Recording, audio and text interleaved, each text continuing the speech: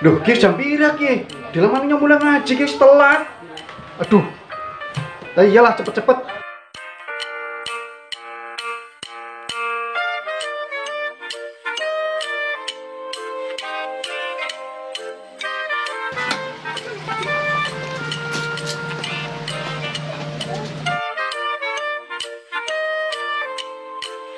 Pak Ijo, garap maring di.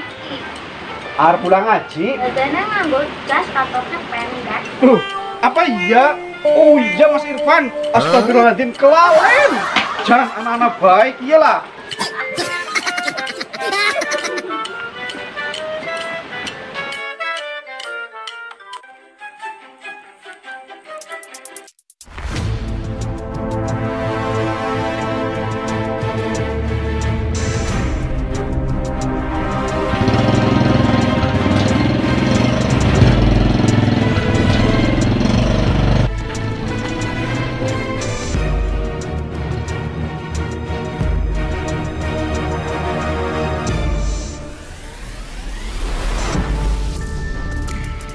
Iya kok dalan sepi temen, tapi ora apa-apa. Anak begal aja yang wani, ora masalah. Dalan sepi kayak kiye. Kayak si siapa ya, gagah temen, gawa pedang. Jangan-jangan begal.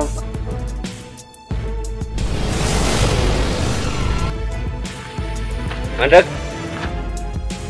Kita begal, Pak. Lah ora ngerti nyong begal ki, pedang. Ya kayak kue ya yang suka milih nyawa. Nah, cerdas. Ini pakai nyong tasnya. Jame. HP-ne. HP-ne ndi? HP-ne. HP. Terus bang piye? Oh, piye sih? Oh, iya kiye ke. Anak rokok mereka gelem. Oh, cerdas. Cerdas. Yang gudut. Ya. Silakan. Lanjut. Ya, wong cerdas ke milih nyawa. Banda kan ada golet.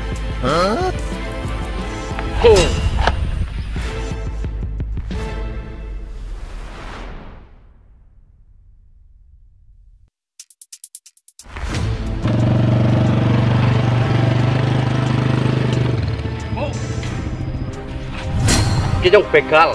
Begal? Begal. Maksudnya priwe, Kak? Wani ngelawan? Wani.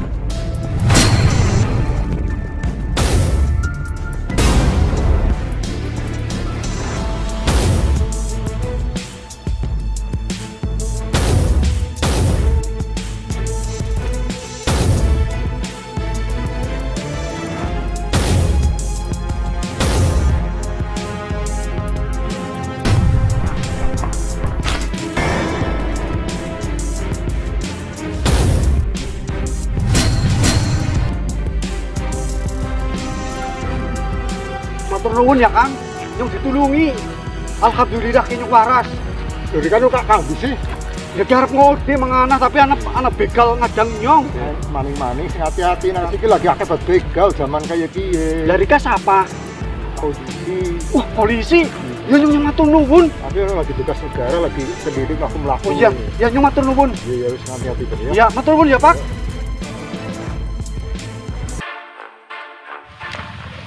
Jan, urung betul majelis taklim malah motore gembes iki. Pun bengkele aduh maning mau kesusu banget iki jan betul ngene malah gembes Jan.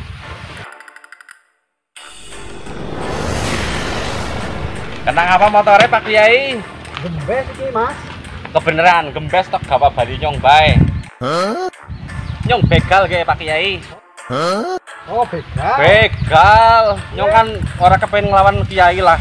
Motornya pasrahna maring nyong bae. Oh, kayak kue karpe. Iya Pak Kiai, nek ora ya iki pedang ya Pak Kiai. Jajal tak mek awake kok apa sepi banget.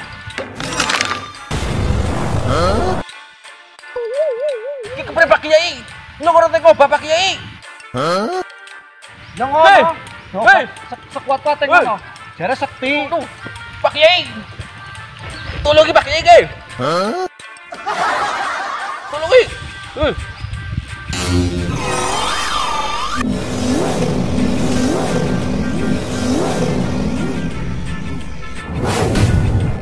Udah orang mira-mira, jare sepi banget kayak ketemu wis kalah.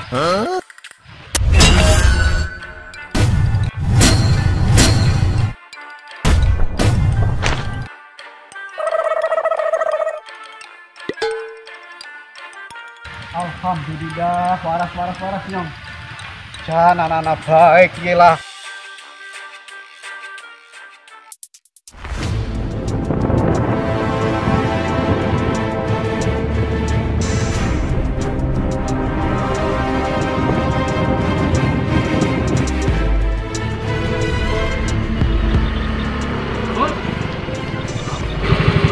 Kapan itu Pak? Arep kantor. Mari itu Pak, gimana kepentingan? Kepentingan apa? Wis, manut be manut.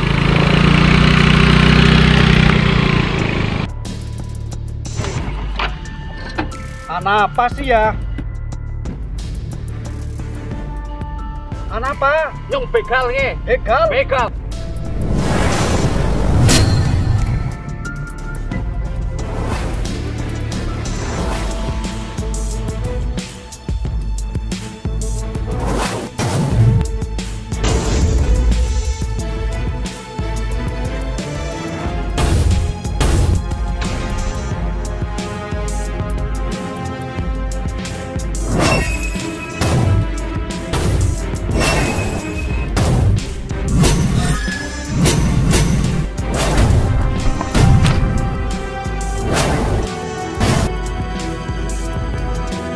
Pak polisi, dia ada begal ki. Segera merapat Pak polisi.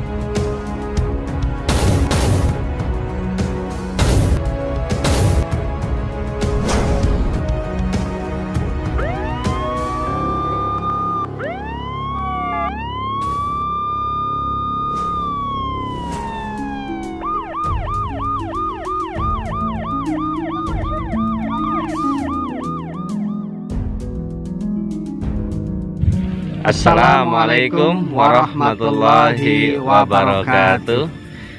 Ya, ketemu lagi ini dengan Kang Paijo dan Kang Maco. Tadi di tayangan ada beberapa tipe orang yang dibegal ya. Ada yang pasrah, ada yang melawan, ada juga yang minta bantuan. Sebenarnya bagaimana nih pandangan Islam terkait dengan menyikapi pelaku kejahatan atau begal ini, Kang? Oh ya, terima kasih Kang Maco. Sehubungan dengan bagaimana menghadapi perilaku begal dalam tuntunan agama Islam. Secara umum saja nih Kang Maco, bahwa umat Islam itu secara umum sifatnya itu kan dilarang menjadi seorang pengecut. Oh begitu. Iya, secara umum dilarang menjadi seorang pengecut. Nah, ketika bicara dilarang menjadi orang yang sifatnya pengecut, ketika terjadi misalkan pembegalan, sebenarnya dalam Islam kalau memang kita mau menggarisbawahi dalam arti konteks yang murni, kita itu berhak menolak apa yang menjadi permintaan si begal tersebut. Tadi di cerita pertama itu kan ada orang dibegal pasrah begitu saja kan, gitu. Sebenarnya ketika mereka tidak merasa yakin, ini kan yakin, tidak merasa yakin dia bisa menundukkan, atau mungkin ada perasaan was-was, takut, cemas, sehubungan dengan dia kepengen menyelamatkan nyawanya, bukan hartanya, sehingga berpikir spontanlah dia lebih baik menyelamatkan nyawanya. Itu sebenarnya dalam konteks yang secara umum sebenarnya ketika memang itu yang terbaik, itu tidak menjadi masalah karena dalam keyakinannya dia tidak mungkin untuk melawan si pembegal tersebut. Itu kasus yang pertama. Kasus yang kedua ini sebenarnya itu menggambarkan ketika menghadapi pembegal ini sebenarnya yang paling kita utamakan sebenarnya kalau memang kita punya kesempatan untuk mengingatkan, ini sebenarnya kita mengingatkan dulu kepada pembegal, mengingatkan dalam tanda kutip azab Allah, sesuatu perilaku yang tidak benar, mengingatkan, artinya kan seperti itu. Nah, ketika mengingatkan ini tidak dimungkinkan, akhirnya mereka meminta bantuan pertolongan kepada lingkungan. Kalau memang lingkungan tidak memungkinkan, bisa meminta bantuan kepada aparatur pemerintah, kan kayak gitu. Nah, ketika aparatur pemerintah tidak mungkin, ini mungkin ada opsi-opsi lain, misalkan mereka berani untuk melawan dengan yakin bahwa kebenaran itu adalah memang harus ditegakkan, kan seperti itu. Betul. Itu sebenarnya ada beberapa pilihan yang setidaknya itu memperingan atau memperkecil kita itu tidak menjadi korban pembegalan, kan seperti itu. Jadi kalau tidak salah ini kita sebagai seorang muslim ketika kita hendak berpergian, kita juga disyariatkan ya untuk berdoa, memohon pertolongan, perlindungan, keselamatan kepada Allah Subhanahu wa taala. Iya, dalam aturan Islam bahwa yang namanya safar atau bepergian ini Mas, itu kan sebenarnya sudah ada adabnya. Ada aturannya ya. Sudah ada adabnya.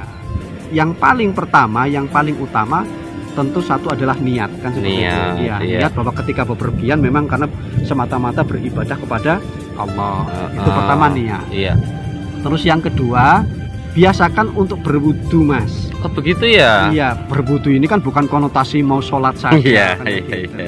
Maksudnya ketika kita berwudu, ibaratnya orang berjalan itu berjalan emas. Maksudnya ketika mereka sudah dalam kondisi wudu, artinya kan dia dijaga malaikat. Gitu. Ya, dilindungi, sehingga ketika dalam perjalanan pun insya Allah akan dilindungi oleh malaikat-malaikat karena kita dalam keadaan suci. Begitu ya. Ya, setelah sudah berwudu berarti baru berdoa. Itu doanya doa yang sudah masyhur kan seperti itu. Sudah umum gitulah ya. Umum seperti itu.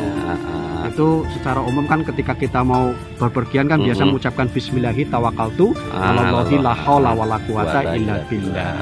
Ketika mau yang lebih sebenarnya banyak sekali. Tapi ketika kita sudah niat karena memang beribadah, karena kita berpergian niatnya tetap niat karena baik kan seperti itu. Yang kedua sudah berwudu, ketika kita sudah berdoa mudah-mudahan nanti insya Allah tidak ada hal aral melintang di perjalanan. Jadi kalau boleh saya simpulkan, niat ini tentunya niat kebaikan, artinya safar kita atau bepergian kita itu ya semata-mata untuk mencari kebaikan atau mendapatkan ridho Allah gitu ya. Betul. Entah itu mungkin bekerja atau mencari ilmu atau hal-hal positif yang lainnya.